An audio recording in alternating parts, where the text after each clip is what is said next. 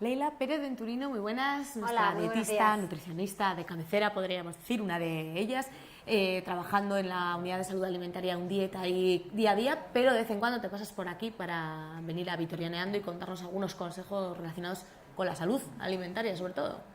¿Qué Y tal? en concreto, muy bien, en concreto, ¿no? Con esta época del año que nos ocupa. Efectivamente, porque en unos días ya damos la bienvenida al verano y con él, claro, pues llega efectivamente la época estival, más tiempo fuera de casa, vacaciones en algunos casos, más calor, otras rutinas, indudablemente, y todos estos factores afectan de gran manera al modelo de alimentación que tenemos que seguir, ¿no? Bueno, en parte sí, sí. Podríamos decir que las pautas básicas siguen siendo las mismas, a pesar de que la estación cambie, Ajá. pero sí que es verdad que hay que matizar y hay algunas cosas que indirectamente van a influir en nuestra alimentación. Yo creo que lo importante en esta época del año, en lugar de centrarnos en esas dietas que empiezan y terminan, que tienen un principio y un final, todos sabemos que en esta época del año la gente se preocupa un tanto de forma exagerada por la estética, Sí, la famosa operación bikini. Efectivamente, indudablemente en estas fechas ya seguro que ha salido más de una vez en las conversaciones de los que nos están viendo ese término Sí. tan peculiar como es el de la operación bikini, operación muy temida, pero que realmente es incorrecta, porque no habría que tomársela tal, sino hacer una operación que nos sirva para todo el año. Comer saludablemente igual que todo el año, independientemente, como dices, de la época en la que vivamos, de la estación. Mira, yo en la consulta siempre cuando llega esta época, así como motivo durante todo el año, utilizo esta época del año para ayudar y invitar a adquirir unos hábitos alimentarios saludables y un estilo de vida más activo, ¿sí? Es un buen momento del año para esto, porque la temperatura invita, porque la variedad de frutas, de verduras también invita a ello, y si damos este primer paso en esta época que el tiempo acompaña, que la situación generalmente acompaña, luego ya no podemos coger carrerilla para mantener esos hábitos el resto del año, en lugar de tomarnos a la dieta como esa cosa restrictiva que tiene ese principio y ese final y ese fin estético. Creo que el mensaje más importante es ese, en esta época del año, aprovecharla, sacarle provecho para mantenerla durante todo el año. Y mantenerla Más que luego durante dietas, todo el año. hablar de consejos de buena alimentación. No sé si en esta época tú notas que se acerca más gente a la consulta. Sí, se acerca más gente, bueno, pero ¿no? Según el objetivo que tengamos, lo que decimos, hay que intentar tener objetivos realistas y si vienen con esa finalidad de operación bikini, bueno, explicarles realmente de qué se trata esto de la educación alimentaria y de tener unos buenos hábitos todo el año. La clave para ello, si no me equivoco, la alimentación en verano, al igual que el resto del año, debe ser sana, variada y equilibrada. Esos tres pilares son fundamentales, dando mucha importancia a la hidratación, obviamente, sobre todo en esta época, y por supuesto siempre sin olvidarnos de disfrutar de lo que estamos comiendo. Por supuesto. Que sea un momento de disfrute el de la comida, no de enfrentarnos a un plato y sumando calorías, sino que habiendo tenido ya una educación nutricional, sentarte al plato y disfrutar y tener en cuenta muy, muy importante cosas que hemos ido repitiendo a lo largo de los programas, lo que es la frecuencia de consumo, ¿sí? Que no hablamos de alimentos prohibidos, sino que hablamos de determinados alimentos que iremos mencionando que tienen que ser de consumo ocasional. Fíjate que la creencia es que en invierno, ¿sí? Solemos necesitar más energía de lo habitual, o dicho de otra manera, que en verano necesitamos menos. Eso simplemente es una percepción nuestra, dado las condiciones climáticas. Realmente nuestros mecanismos internos de autorregulación son muy eficaces, no va a cambiar nuestras necesidades de energía en función de las condiciones climáticas.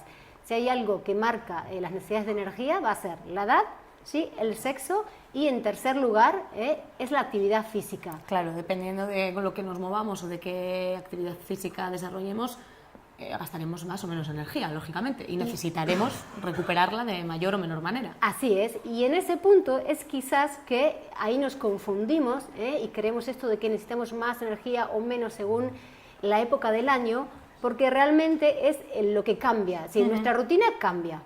En cuanto a lo que es necesidades de energía, ya dijimos que son las mismas todo el año, no tiene que ver con el clima, sino con la edad, con el sexo y con la actividad. Pero ¿qué pasa con la actividad? Generalmente lo que cambia, y eso ya lo hemos hablado más de una vez, es la rutina. Hay cambios de horarios, si hay cambio de horarios, inevitablemente va a repercutir y salpicar en la alimentación, porque si hay algo que marca la alimentación es precisamente nuestra rutina. Y yo no sé a ti en qué segmento de la población te ubicas, pero ahí tenemos de todo. Están los que cambian la rutina para bien, porque aprovechan y hacen más actividad física, salen al aire libre, tienen más tiempo para cocinar, se preocupan por comer más saludablemente, y si nos vamos al otro extremo, tenemos a los que les gusta, ¿no?, la tumbona, tomar el sol, a picar, a salir, la cervecita, los amigos, otro tipo de comidas, de bebidas. Bueno, el abanico, ¿no?, entre uno y otro, el abanico es muy amplio. Hay tiempo para todo, ¿no? Imagino, hay que disfrutar de eso que te da el tiempo libre, que durante el año no lo tienes, dejarte hacer y permitirte licencias, pero también utilizar ese tiempo libre que tienes para mejorar en lo que tú cocinas en casa, dedicarle más tiempo, como dices, a ello, y tener en cuenta todos estos factores de los que nos habláis durante todo el año. La clave realmente estaría ahí, ¿sí?, en buscar un equilibrio, y dependiendo, lógicamente, siempre hablamos de planes de alimentación personalizados y dar consejos de forma personalizada. Quizás para una persona que durante el año pues está a toda prisa, no puede prestar atención a la alimentación, puede hacer poca actividad física, esta época del año con más tiempo le pueda servir para empezar con todos esos pequeños objetivos, y quizás alguien que durante el año hace las cosas muy bien, se puede permitir más licencias. De cualquier forma, cada uno es un mundo para eso. Hablamos de intentar que sea la alimentación la que llevemos todo el año, con una educación que ya hemos recibido, saber lo que hay que hacer, que mejor apartar las dietas, pero sí que hay una que sí que conviene llevar siempre, que es la mediterránea. ¿Y en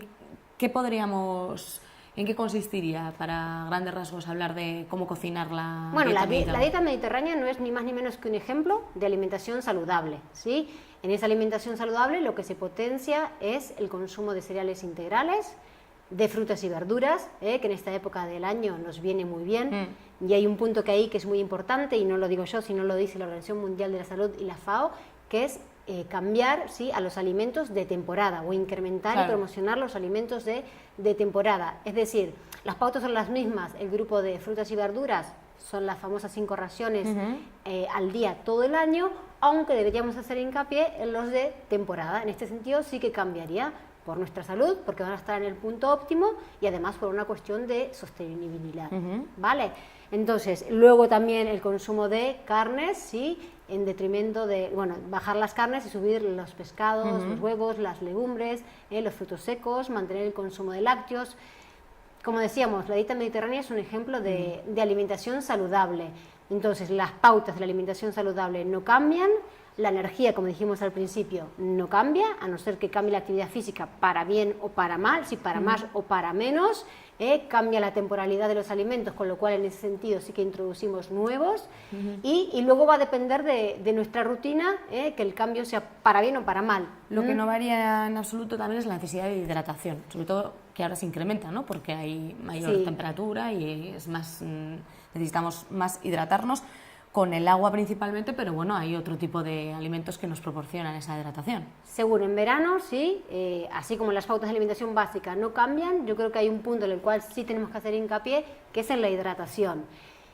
La pauta en cuanto al líquido por excelencia en nuestra dieta para hidratarnos va a ser la misma, ¿sí?, va a ser el agua, pero aquí hay un punto muy importante que a veces se presta confusión.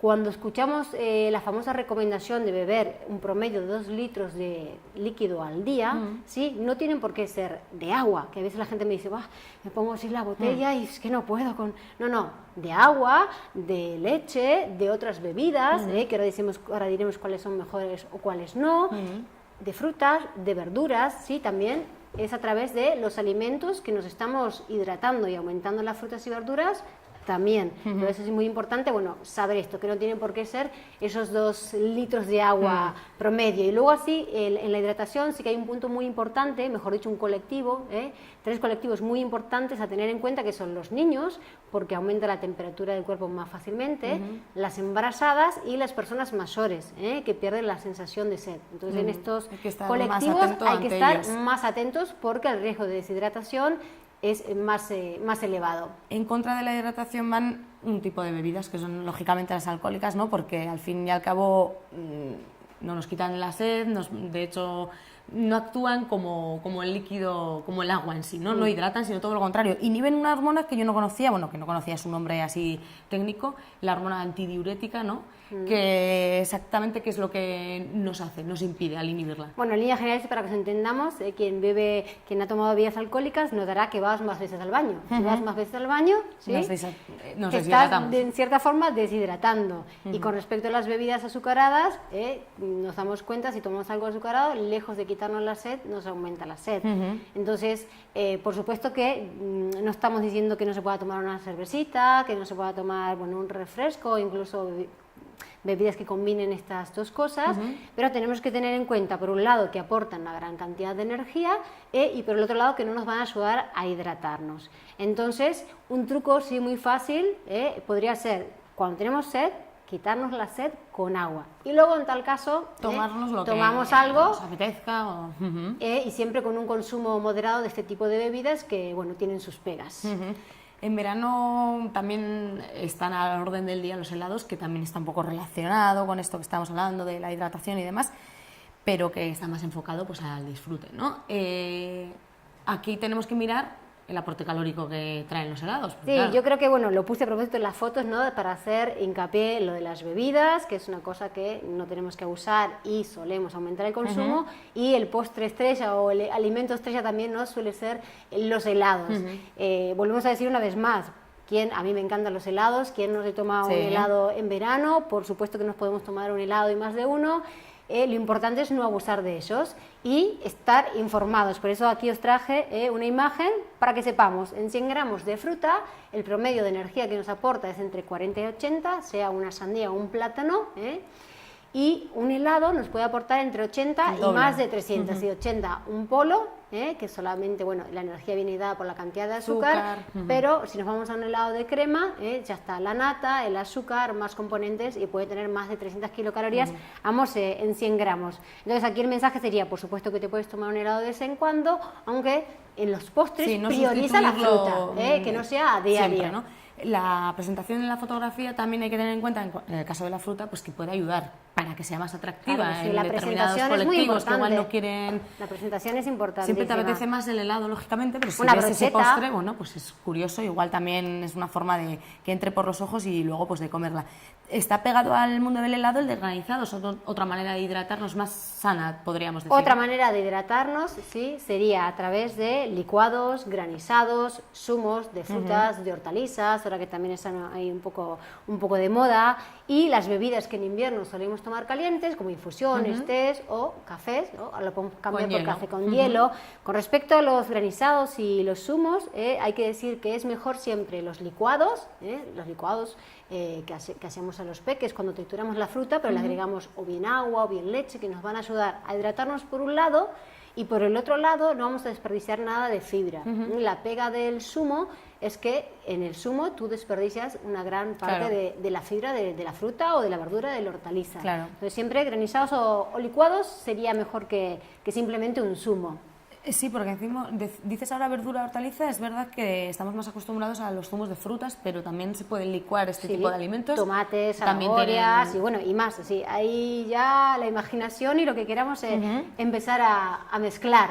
Que también son muy ricos, aparte de vitaminas. Vitaminas, minerales, antioxidantes y, agua, y nos hidratan. Claro, tienen una proporción de agua altísima. De este grupo recordemos que habría que consumir ese par de raciones al día.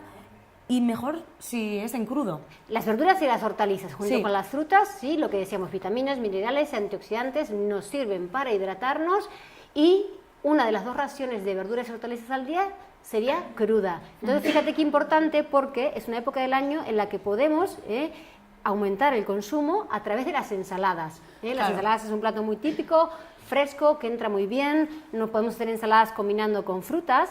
Podemos utilizar las ensaladas para combinar con pasta, con arroz o con patata y hacer incluso, bueno, únicos platos, platos completos. También podemos tomar sopas frías. Y bueno, si un día, ¿te acuerdas que habíamos hablado de técnicas culinarias y la barbacoa, que de vez en cuando sí la podíamos utilizar?